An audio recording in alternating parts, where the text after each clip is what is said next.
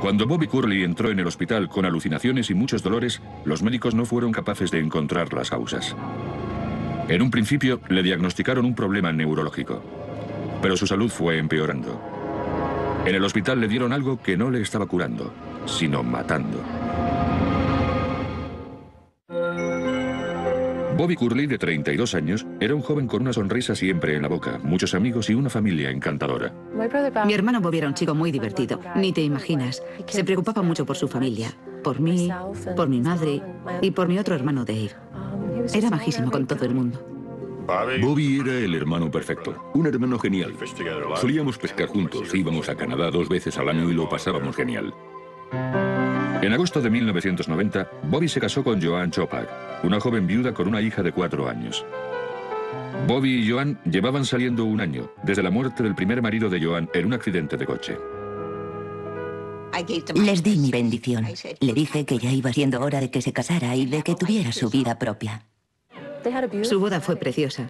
Bob tenía muchas ganas de estar con una buena chica, de fundar una familia y de disfrutar de la vida. Decía que la quería muchísimo y yo me alegré mucho por Bob. La pareja se trasladó a la casa de Joan en una calle muy tranquila de Wilkes-Barre, Pensilvania.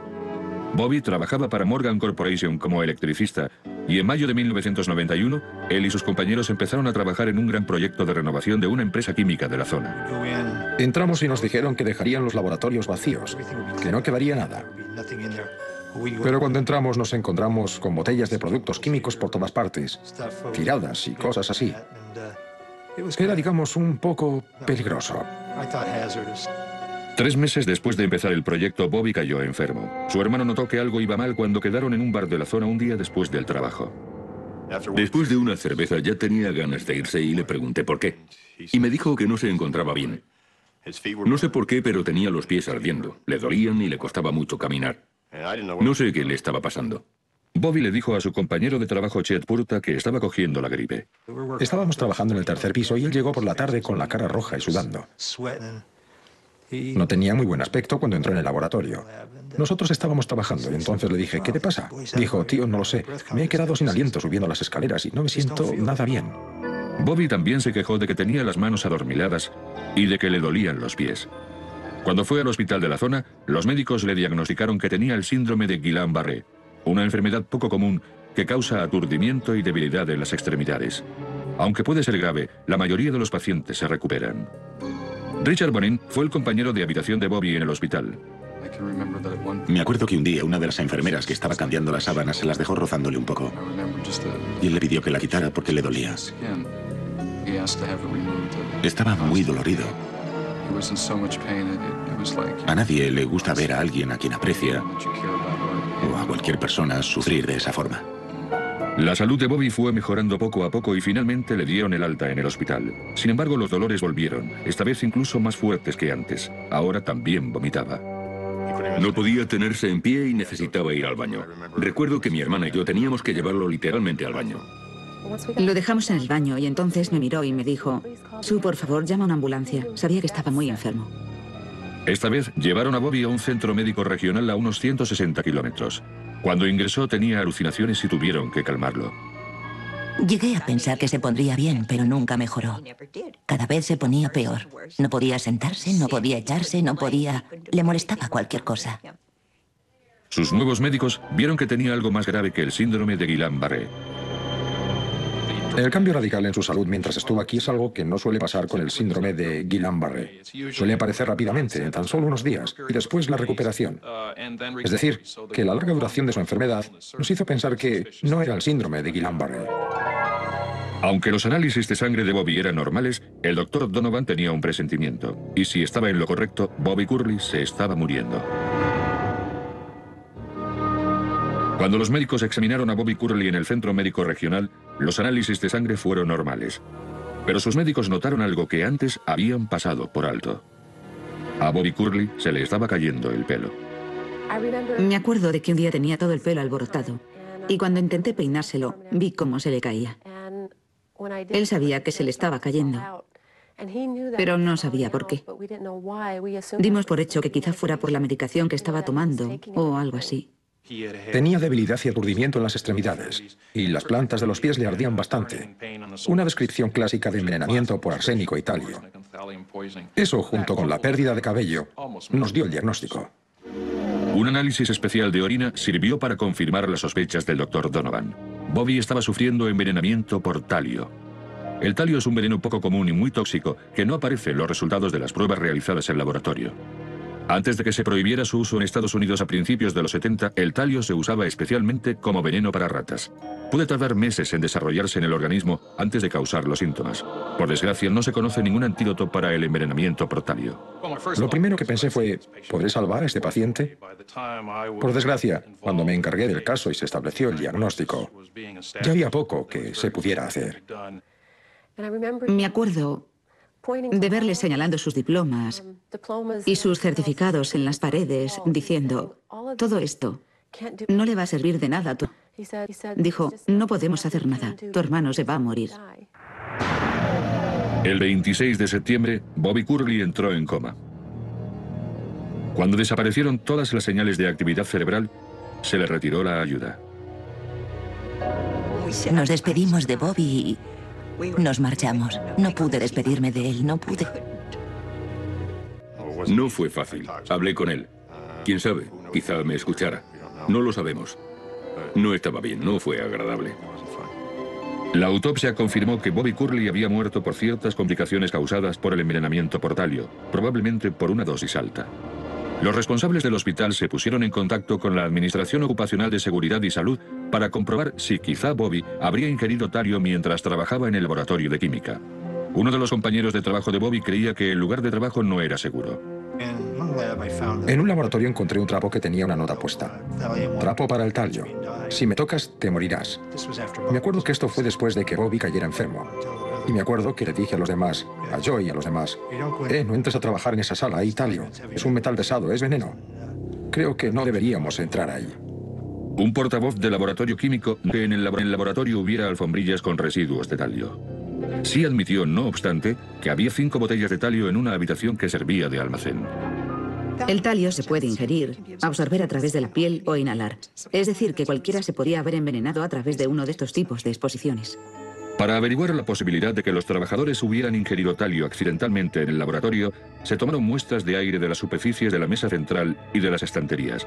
Y también se tomaron muestras de polvo y de suciedad para su posterior análisis. Joan Curley les contó a los investigadores que su marido había traído unos cajones del laboratorio porque iban a tirarlos. También estos fueron analizados para buscar restos de talio. El resultado de todas estas pruebas fue negativo. Además, ninguno de los demás electricistas que trabajaba con Bobby Curley en el laboratorio de química tenía talio en su organismo. Joan Curley solicitó una prueba de talio para ella. La hija de 4 años, Angela, dieron positivo al talio.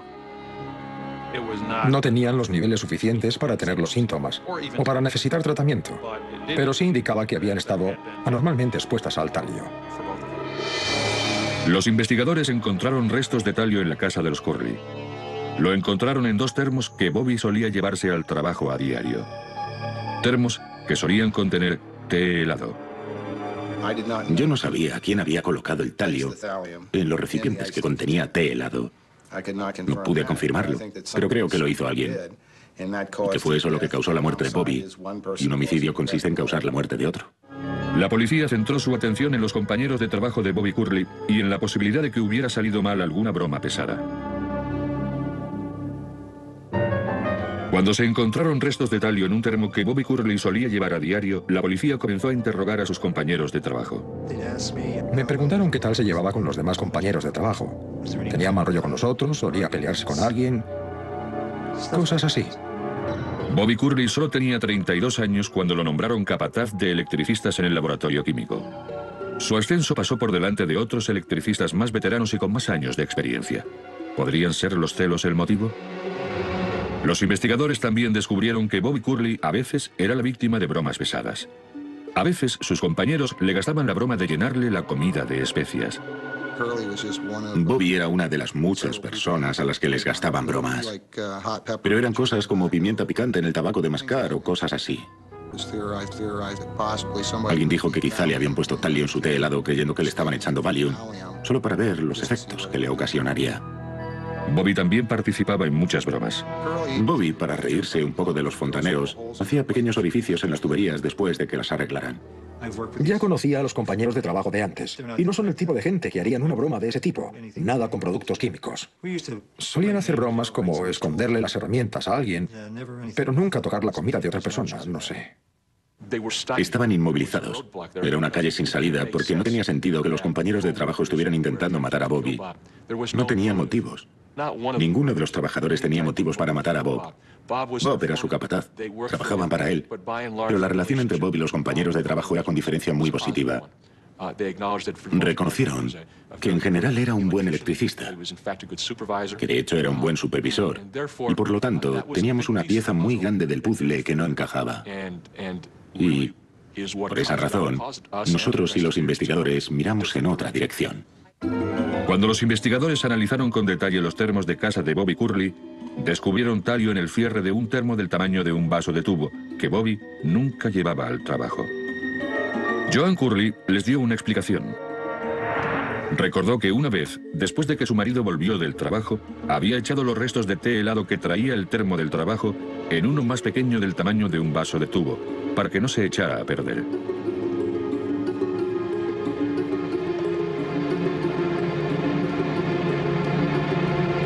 Joan afirmó que era posible que ella y su hija hubieran consumido parte de aquel té helado, lo que explicaría que ellas también tuvieran talio en sus organismos. La familia de Bobby Curley iba sopesando cada vez más la posible participación de Joan en la muerte de Bobby, sobre todo después del talio aparecido en el termo de Bobby.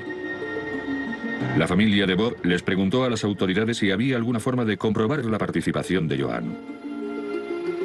Para averiguarlo, el fiscal de distrito exhumó el cuerpo de Bobby para realizar una segunda autopsia. El toxicólogo forense, el Dr. Frederick Readers, tenía especial interés en analizar el pelo de Bob Curley. Cuando una sustancia como el talio empieza a circular por el sistema sanguíneo, se adhiere a la raíz del pelo, que es una célula. Entonces, el talio se queda en el tallo piloso, aunque el pelo continúe creciendo. El pelo crece a una media de 1,3 centímetros al mes, lo que significa que un solo pelo puede contener 6 meses o más de historia médica. El Dr. Readers tomó muestras del pelo de Bobby Curley y las fragmentó en trozos pequeños, un proceso denominado análisis segmental de muestras capilares. A continuación, mandó analizar aquellos fragmentos por espectrofotometría de absorción atómica, que demuestra qué secciones del pelo contienen talio y cuáles no. Se fueron marcando los resultados en un calendario, y de esta forma se averiguó que Bobby había estado expuesto al talio mucho antes de que empezara a trabajar en el laboratorio químico.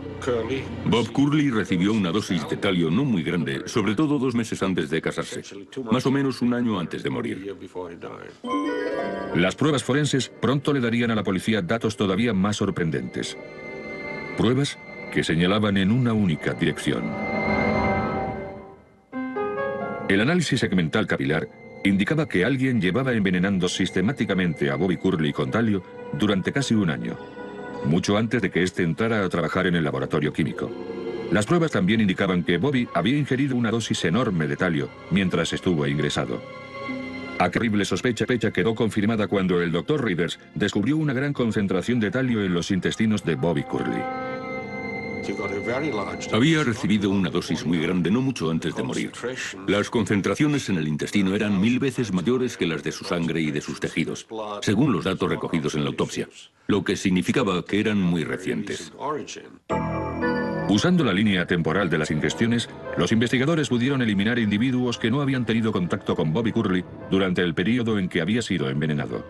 Era una investigación por exclusión, en la que se eliminaba a gente que no podía haberlo hecho. Y así hasta llegar a la única persona que lo podía haber hecho, que resultó ser Joan. La policía también descubrió que Joan y Bobby no formaban una pareja tan feliz. Al principio me parecía que Bob era muy feliz, pero incluso pocos meses después de su boda ya no estaba tan segura. Bob hizo varios comentarios, como diciendo que ojalá no se hubiera casado. En el fondo no tenían tanto en común. A él le iba un poco más el country y a ella más bien el rock and roll. Los dos eran muy testarudos. Les gustaba llevar siempre la razón. Según algunos testimonios, parecía que las cosas no eran como parecía. No había la química matrimonial que muchos se imaginaban. La policía descubrió que poco después de la boda, Bobby había convertido a Joan en la única beneficiaria de las pólizas de su seguro de vida, por valor de $300.000. Las pruebas forenses demostraron que los envenenamientos empezaron aproximadamente 2 meses antes de la boda de Bobby y Joan. Nos sorprendió, no podía creérmelo. Es como si lo hubiera planeado desde el primer día. Cuando firmaron los papeles y ella se convirtió en la beneficiaria de todo, es cuando empezó. Los miembros de la familia recordaron el comportamiento perturbado de Joan cuando a Bobby le quitaron la ayuda del sistema de soporte vital. Me acuerdo que ninguno pudimos entrar en la habitación y quedarnos allí a verle, pero Joan sí fue capaz.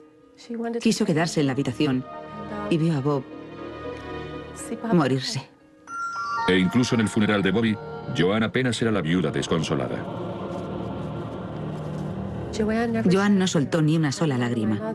Me acuerdo de que mi madre estaba llorando y hubo un momento en que se giró a mi madre y le dijo que estuviera tranquila. El 12 de diciembre de 1996, Joan Curley fue arrestada y acusada de asesinato en primer grado.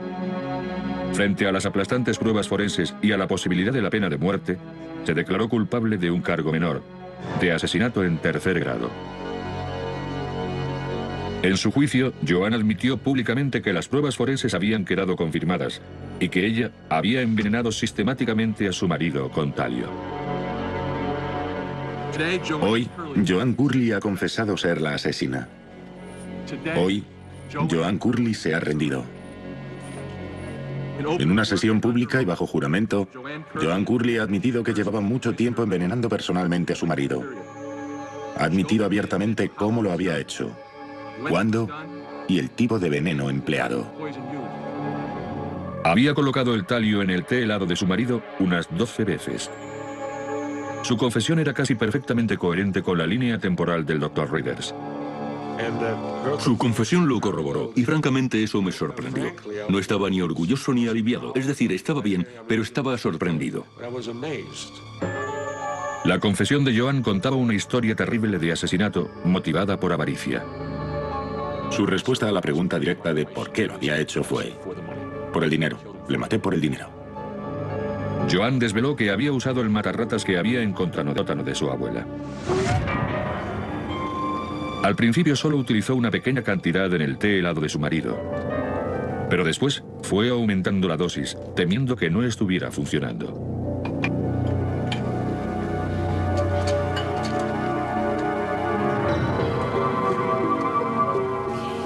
Toma tu té. Gracias, cariño. Que tengas un buen día. Y tú también.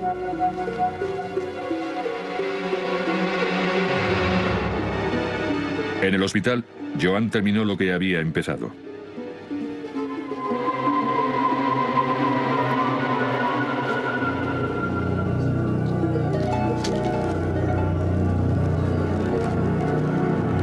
Echó una cantidad enorme de talio en el refresco de Bobby y se la dio en el lecho de muerte.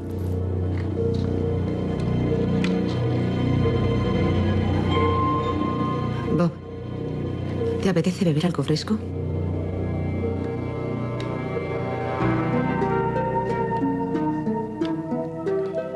Gracias. Es increíble estar casado 2 meses y empezar a matar a tu marido. Y lo que más me molestó fue que la última dosis se la había dado en el hospital, porque aquel día yo estaba allí y estaba sentado al lado de Joan y su bolso estaba en medio de los dos. Y saber ahora que en su bolso llevaba el talio, eso me molestó. Me molestó mucho. Los resultados desvelaron que Joan y su hija habían ingerido cantidades mínimas de talio poco después de la muerte de Bobby. Puede que Joan lo hubiera ingerido de forma intencionada y que le hubiera dado una pequeña dosis a su hija para desviar la atención de la policía.